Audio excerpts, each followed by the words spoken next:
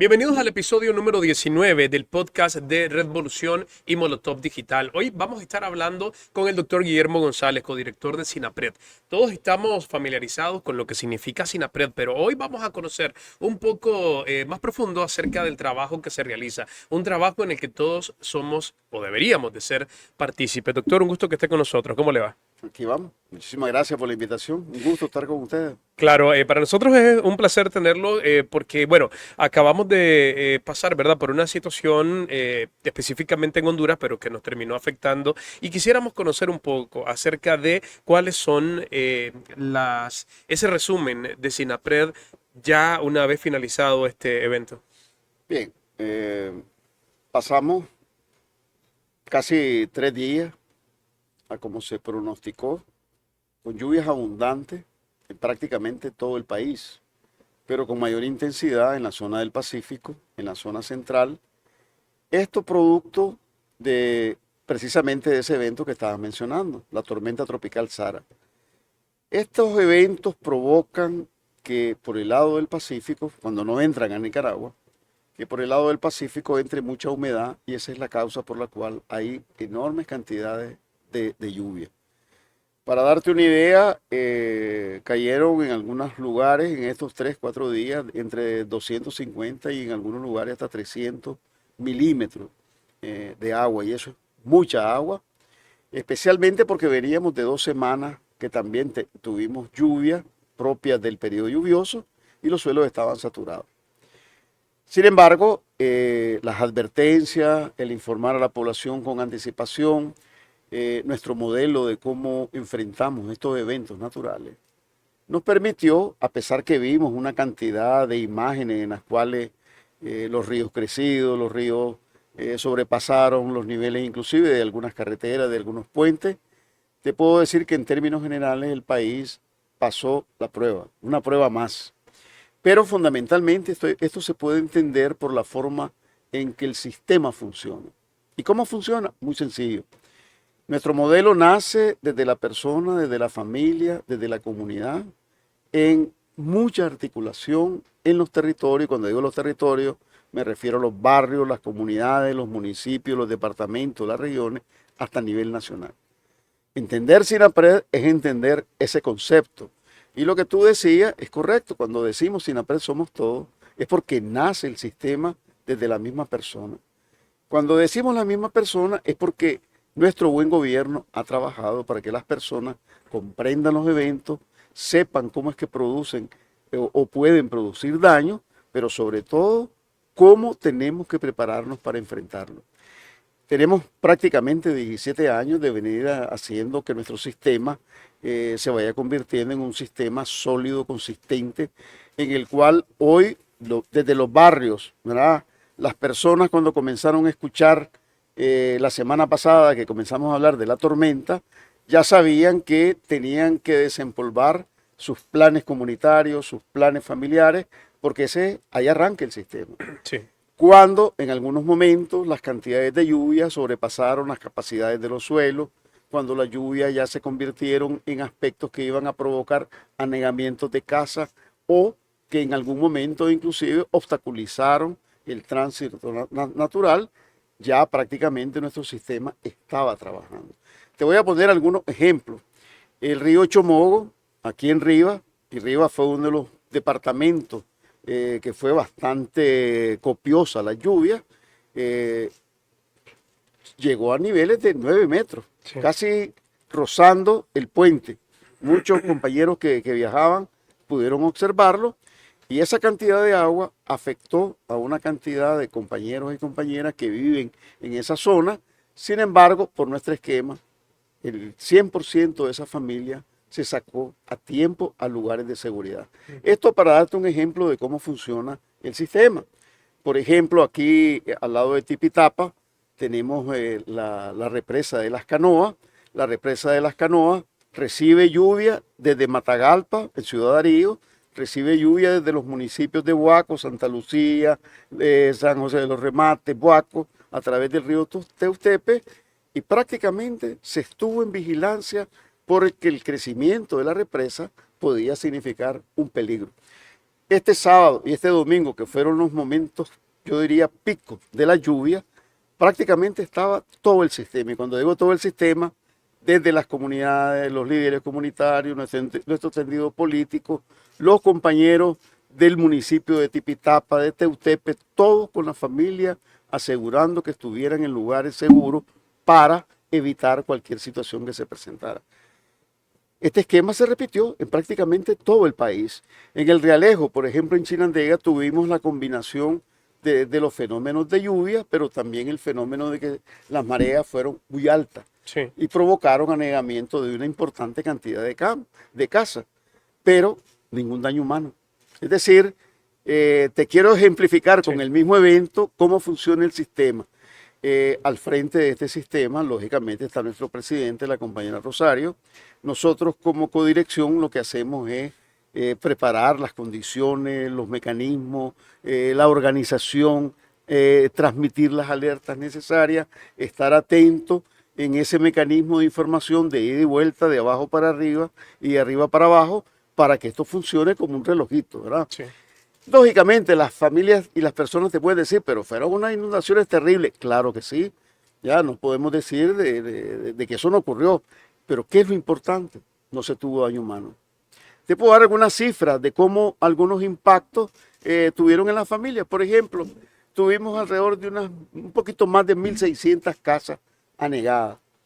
Anegamiento nosotros le decimos cuando sube dentro de las casas hasta 30, 35 centímetros de agua, y claro, ya cuando eso ocurre, lo más prudente es sacar a la familia. Tuvimos aproximadamente unas 18 casas con daños parciales, 4 con daños totales, ¿verdad? En fin, pero las familias fueron evacuadas con anticipación. Prácticamente se movilizó más de 4.500 personas hacia sitios de seguridad. Dentro de nuestro modelo, nosotros tenemos un esquema escalonado de cómo las personas y las familias van poniéndose en seguridad. Comenzamos con un esquema que le decimos Casa Solidaria. Eso es parte de un recurso de la comunidad que se ha entrenado a la población, a la familia, para que cuando hay estas situaciones, con anticipación, a esas casas se llevan los niños, las embarazadas, los ancianos, para ponerlos a resguardo. Esperamos que baje el agua, las familias regresan a su casita. En este esquema, prácticamente durante este evento, no tuvimos que utilizar los más de 3.400 albergues que tenemos a nivel nacional, sino que solo se utilizaron en lugares clave. Que se activaron además, doctor, o sea, estaban listos. Estaban listos para recibir a la gente, pero se utilizaron en lugares clave. Por ejemplo, en el Sauce, que hubo un deslizamiento, hay una familia, se fueron a una iglesia, entonces ahí estuvieron, digamos, protegidos. Sí. Igualmente en Ochomogo, una familia de una comunidad que se llama Barraza, se fueron hacia un lugar, hacia otra iglesia, y prácticamente eso permite que la gente esté en lugares seguros, bajo resguardo, esperando que las aguas vuelvan a sus niveles y retornar a su vida normal. Hoy, que por ejemplo ya el fenómeno prácticamente pasa a las estadísticas, tenemos lluvia, pero son las lluvias ya propias del periodo lluvioso. Tenemos un fenómeno, una vaguada que está metiendo un poco de agua, y a pesar de eso seguimos con la vigilancia. ¿Por qué? Porque, por ejemplo, a través de los ríos, por ejemplo, el lago de Managua ha subido su nivel, y es lógico. Pero muchas de esas aguas van a ir cayendo poco a poco por la distancia de los ríos. Entonces, ¿qué se mantiene en la vigilancia? De aquellos lugares que con mucha facilidad se inundan y que por el crecimiento de los niveles del lago puedan afectar a las poblaciones. No descuidamos a las poblaciones. Parte de la actuación del sistema es que, por ejemplo, el Ministerio de Salud ahora también comienza a actuar, ¿verdad? Comienza a actuar ¿para qué? Para evitar que se nos vengan brotes de diarrea. Recordemos que en estas circunstancias se puede dar la leptospirosis, entonces ya el Ministerio de Salud está comenzando en esta etapa también a hacer su parte para que se siga protegiendo la población. Igual el MTI, haciendo las evaluaciones de aquellos caminos que se vieron afectados, porque lógicamente por eso decimos nosotros, no podemos evitar la lluvia, no podemos evitar el daño material. Lo que hacemos en primer momento es evitar el daño humano. Ahora es la etapa de ver los caminos, ver cómo se rehabilitan, esperar que bajen agua en aquellos lugares y comenzar poco a poco a regresar a la vida normal. Yo creo que la fortaleza del sistema está precisamente en eso. Uno, el protagonismo de las personas, de la familia. Dos, que esté estructurado desde el barrio, desde la comunidad. Tres, de que está articulado en todos los ámbitos institucionales, comenzando con nuestros gobiernos locales, siguiendo por las instituciones que tienen representación, nuestras grandes instituciones como el Ejército, la Policía Nacional, el MINSA, el mismo Ministerio de Salud, de Educación, en fin, todos que se articulan también desde el territorio, pero que también desde el nivel municipal y departamental y nacional tienen los planes contingentes para actuar. Esto va cayendo como un engranaje, ¿verdad? Sí. En cada circunstancia. El mandato de nuestro presidente ha sido precisamente fortalecer este esquema. ¿Por qué? Porque ahora estuvimos hablando de lluvia, pero ya hemos tenido circunstancias en las cuales fenómenos meteorológicos se acompañan con la presencia, por ejemplo, de fenómenos sísmicos. Recordemos, por ejemplo, cuando tuvimos el huracán Otto, que entraba ya por el Caribe, que bordeó la frontera sur, y de repente tuvimos un fuerte temblor en el lado del Pacífico. Esa idea de tener un sistema descentralizado, capaz de estar cerca de la familia y de las comunidades, es la enorme fortaleza que tiene nuestro país ahora cuando enfrentamos estos fenómenos naturales, y por eso es que podemos hablar de que el sistema es consistente porque lo primero que garantiza es que no haya daño humano. Así es. Me gustaría preguntarle respecto a esto porque es muy importante no solamente para el evento que acaba de finalizar, sino para el futuro. Siempre se hace el llamado a la calma. Así es. Y esto es importante destacarlo porque, por ejemplo, hablemos de una situación de lluvia. Está lloviendo, no me veo afectado, pero sí está lloviendo mucho y de repente la gente, principalmente a través de noticias falsas o de especulación, empieza, y quizás por la memoria de años anteriores en los que se vieron afectados, empiezan a sentirse tensionadas, etcétera, etcétera. ¿Cuál es el juego? ¿Cómo es que mantener la calma es tan importante en momentos como este, tanto para las personas que no están siendo afectadas como para los lugares que probablemente lo sean? Ese punto es relevante y entenderlo por qué insistimos en mantener la calma. Parte del funcionamiento de nuestro sistema es que nosotros no solo salimos a la hora de la emergencia, nosotros trabajamos los 365 días del año preparándonos para este evento que hoy tuvimos ahora en noviembre. Nosotros desde que comience el año comenzamos a elaborar, a actualizar los planes familiares, comunitarios, municipales, nacionales, ¿verdad? Y entonces, ¿qué es la importancia de eso? Que ya de antemano, aunque tú no sepas exactamente cómo va a ser el comportamiento del evento, tú, por lo que decía, por la memoria histórica, por lo que nos ha pasado en el barrio, por lo que nos ha pasado en el municipio, tú preparas un plan de cómo actuaría si se presenta un determinado situación. Sí. Cuando decimos nosotros, guardemos la calma, significa, a ver, no nos pongamos nerviosas, tenemos un plan, desempolvémoslo, llevémoslo a la práctica con la familia, ¿verdad? Sabemos en ese plan qué puede ser los peligros, pero también en ese plan por dónde debemos evacuar para quitarnos de ese peligro. Entonces, guardar la calma significa mantener un poco la cabeza fría para recordar todo lo que nos hemos preparado y actuar de esa manera. Las carreras no son, digamos, un buen consejero, sobre todo cuando hablamos de temblores, de terremotos. Lo mejor, igual, es la calma. Y algunos dicen, pero ¿cómo podés pensar en el terremoto? Pues claro, porque como hemos insistido, lo que mata no es el terremoto, es lo que cae. Entonces viene la pregunta, en mi casa, ¿qué podría caer? Ese es el ejercicio que la familia, si lo hace en el momento de, digamos que está todo tranquilo, para cuando se presenta el terremoto, la persona ya sabe, mira, no voy a estar en la calle debajo del poste de luz, porque me puede caer. Es un momento de que lo reflexionás antes que ocurra el evento para estar listo por dónde actuar. Por ejemplo, en la casa misma hay lugares que si bien es cierto pueden caer, pero también hay lugares seguros, donde están las columnas de la casa, por ejemplo, son lugares seguros. Sí. Ya no estar cerca de un ventanal que se puede reventar, no estar cerca de un cuadro que nos puede caer encima. Es decir, la calma comienza desde el momento en que comenzás a prepararte por si acaso se presenta el evento.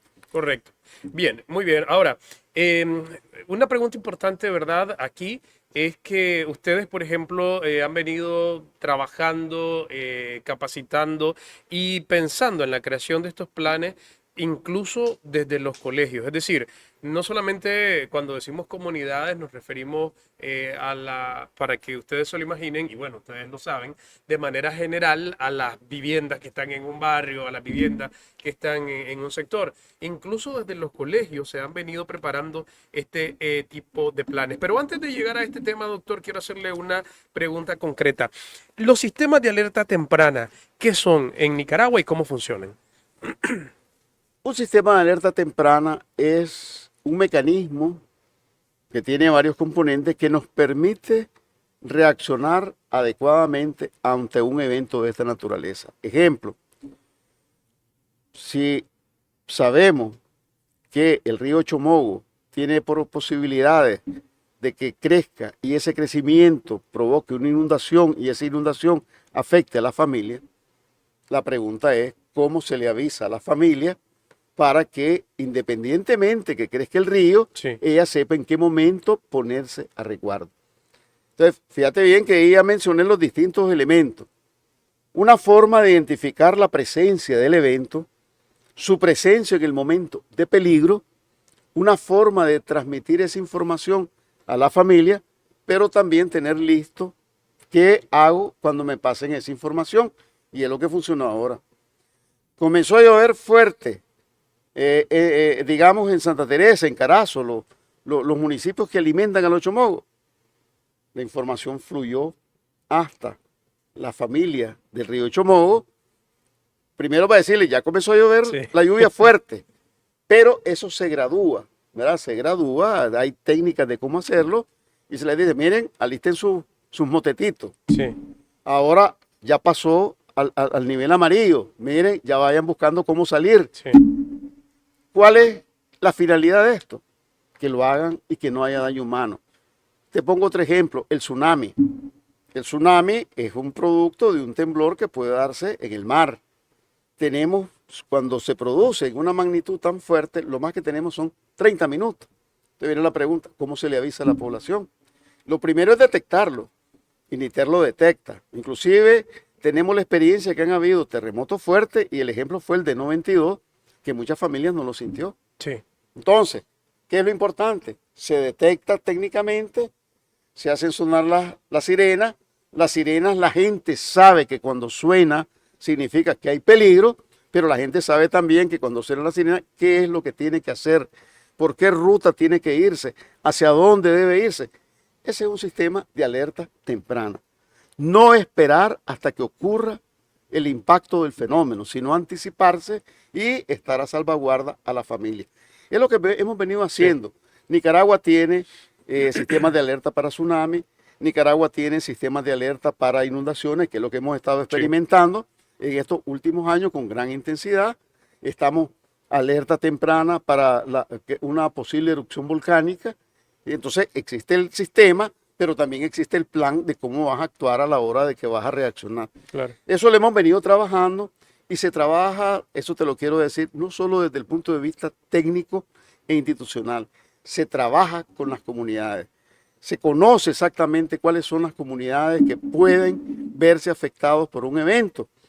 El mejor ejemplo fue cuando se armó el esquema del sistema de alerta anti-tsunami. Son 87 comunidades expuestas, ¿verdad?, a la presencia de un fenómeno de ese evento, más de 125,000 familias que saben cómo deben reaccionar cuando esa sirena funciona. Doctor, saliéndome un poquito de la línea, la seriedad que amerita, ¿verdad? Este podcast, le quiero hacer una pregunta pues muy personal en este sentido. Normalmente, ¿los tsunamis solo se dan en el Pacífico o es posible que se den en Es posible con menor intensidad que ocurran también en el Caribe. Sí. ¿Esto tiene que ver por la ubicación con las placas? Sí, exactamente. Ok. Y en la Yo zona siempre he tenido esa duda y está quería también aprovechar. el anillo de fuego Sí, volcánico. Hay, digamos, condiciones geológicas, sismológicas que hacen que sea más frecuente en el Pacífico. Pero ojo, pueden ocurrir en el Caribe. Y con esto llevo a un aspecto que también es importante y aprovecho la oportunidad. Toda Nicaragua es sísmica. sí, ¿Qué es la diferencia? Que los sismos en el Pacífico son más frecuentes y en general más fuertes. Pero eso no significa que en el Caribe no haya sismos. ¿Qué es lo que pasa? Dos aspectos importantísimos. Tenemos la mayor parte de concentración de la población en el Pacífico. Entonces aquí, por algún lado, alguien lo siente. sí. En el Caribe hay un poco de menos población, está más dispersa, pero también, y eso para que lo conozca nuestra población, especialmente los jóvenes, ¿verdad? Hoy tenemos vigilancia en todo el país. Antes era aquello de ojos que no ven, corazón que no siente. Entonces, como no había vigilancia, uno sabía si había temblores en el Caribe. Sí. Hoy sí los detectamos. Y te quiero decir que no es tan poco frecuente como se pensaba. De hecho, poco a poco se han venido acostumbrando a que tener este tipo de información, pero sobre todo cómo actuar. Te pongo un ejemplo, en la zona del Triángulo Minero. Ahí se conjugan varios eventos. Que hay un sismo, tiene otro grado de peligrosidad Sí. para los mineros que están bajo tierra. Entonces, la importancia que le hemos dado a que la población comprenda estos fenómenos y que pueden existir, ha hecho que inclusive la gente ahora trabaja en las zonas mineras con una cierta precaución. Es un proceso, venimos trabajando intensamente sobre ese tema.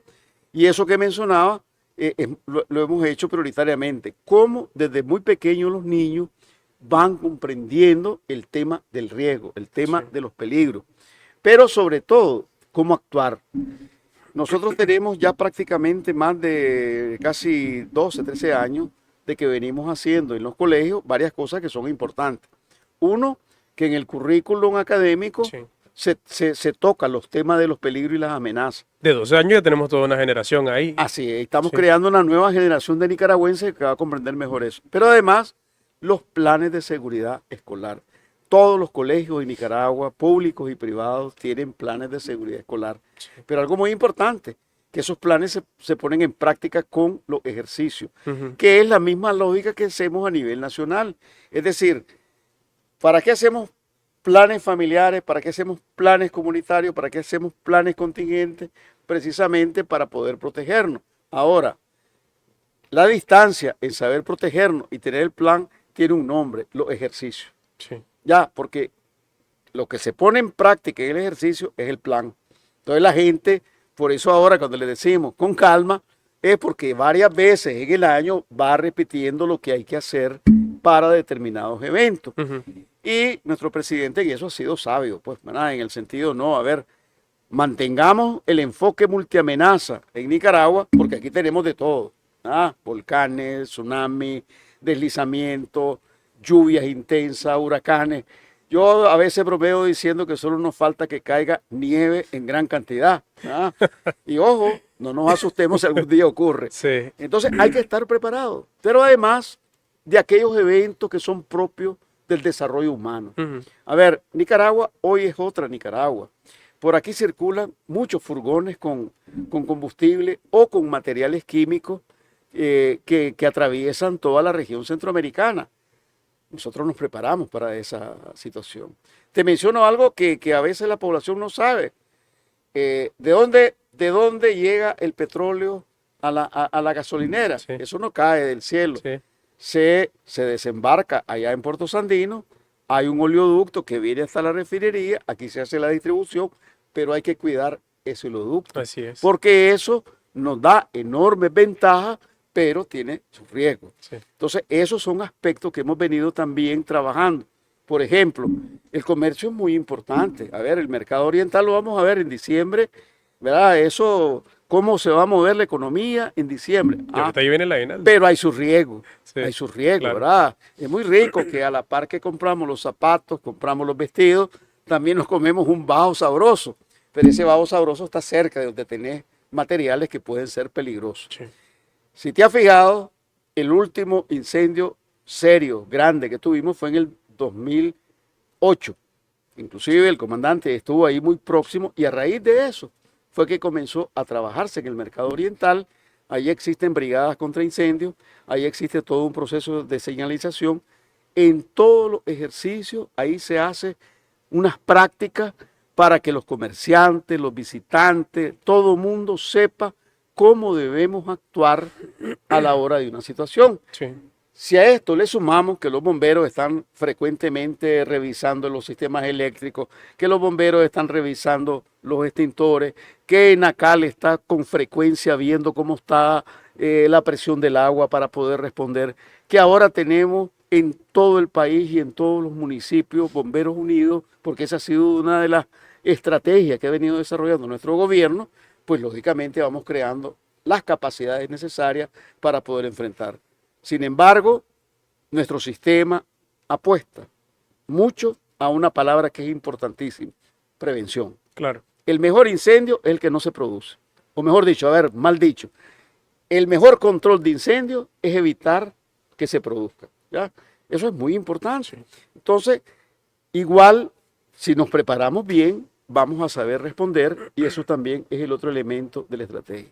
Quiero decirte que Nicaragua hoy dejó aquel viejo esquema de salir en carrera a la hora de las cosas. Por eso hay que entender que el sistema todo el tiempo está activo, porque cuando no tenemos un evento, nos estamos preparando para las circunstancias. Y cuando decimos nos estamos preparando, es preparando a la población, es preparando a las instituciones, es preparando, mejorando los mecanismos de cómo informar mejor a la gente. Y ya ves, esta es una oportunidad que nos permite también preparar mejor a toda la audiencia de este programa. Doctor, no tenemos más tiempo, pero me gustaría preguntar qué significan las alertas.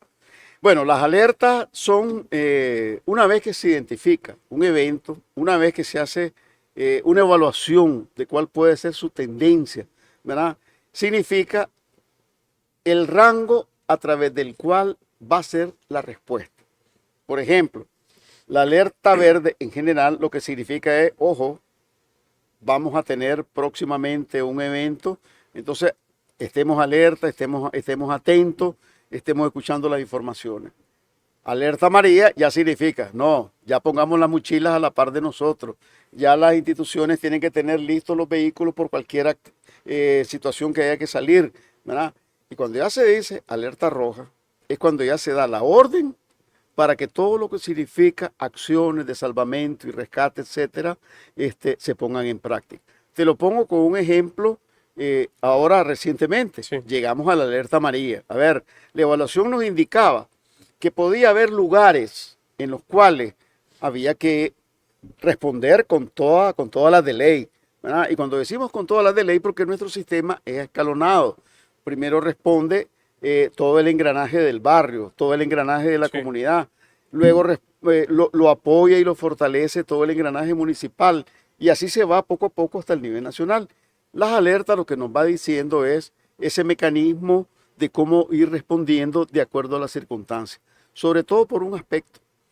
Nosotros tenemos que actuar con mucha madurez, con mucha seriedad, ¿verdad? Pero también previendo que puedan darse distintas situaciones al mismo tiempo. Doctor, ¿ya? La invitación para el próximo ejercicio multiamenaza. Bueno, esperamos que para el 19 de diciembre, ¿verdad? Que ya ahora que estamos calentando motores, vayamos con todo el entusiasmo, ¿verdad? Diciembre es un mes en el cual hay mucha movilización familiar, comunitaria, social, mucha congregación en todos los lugares, por cuestiones religiosas, por cuestiones comerciales, y eso implica que si recordamos que en fechas como esta tuvimos el terremoto de Managua, entonces debemos estar muy bien preparados para esos aspectos. El énfasis que vamos a hacer en este ejercicio es ese tipo de eventos de aparición brusca. Sí. El ejemplo del terremoto, el ejemplo aquellos incendios de gran magnitud, y por eso vamos a hacer inclusive una serie de escenarios que van a ser un poco más urbanos que lo que estamos, digamos, pasando recientemente, como el de la lluvia y las inundaciones. Cómo no. Muchas gracias por haber estado con nosotros, el doctor Guillermo González, codirector de SINAPRED, con un tema tan importante para todas las familias nicaragüenses. Nicaragua, ¿verdad?, se ha convertido, de hecho, doctor, usted lo confirmará también, en un ejemplo para la región, ¿verdad?, en este tema. Creo que es muy importante este trabajo. Felicidades y muchas gracias por haber estado con nosotros. Esté pendiente porque la próxima semana traemos un tema nuevo para seguir hablando con ustedes a través de este podcast.